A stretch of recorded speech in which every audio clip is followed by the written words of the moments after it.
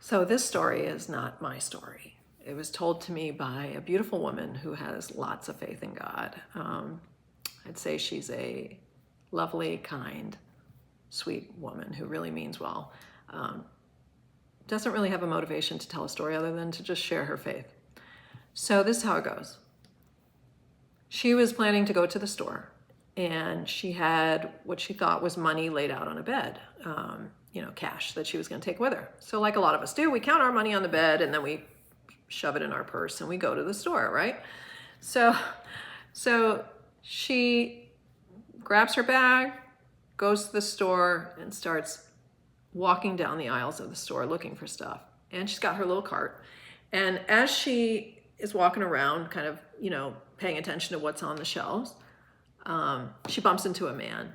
He's a blonde-haired, blue-eyed man, handsome, young-ish, young. And she's like, "Oh, excuse me." And he says, "You dropped something." And she's like, "What?" And he's like, "You dropped something." And she's like, "No, I didn't." And he goes, "Look down." So she looks down, and there's a $100 bill on the ground. She's like, "Huh." She goes to pick it up, and she's like, "I didn't lose this." And the man is now gone. True story. So now she's like looking at the, both ways down the aisle. She's like, where'd he go?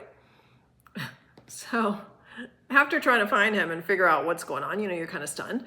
She goes up to the cashier and she says to her, "Did you see that man?" And the cashier says, "What man?" And she's like, "Come on, the man that was just here that I was talking to." And the cashier's like, "Well, I saw you talking to yourself." So, now she's really confused and she knows she has to pay. So she puts the stuff on the counter and the lady is like, "Oh, it's $99.92, 8 cents off of $100. She goes into her purse. She has the $100 bill, obviously, but she looks in her purse and her money is gone. She never put it in her bag, she realizes. So had she not had that $100 bill, she'd have to go home and get her money and come back. Instead, she's sitting there with $100 bills to pay for this stuff. And so, she gets more confused, but she's like, let me just pay for it. So she pays for it and she leaves. Well, you would think the story is interesting enough there. However, she goes home. She goes back and forth into the house, back to the car, into the house to bring the stuff that she bought, right?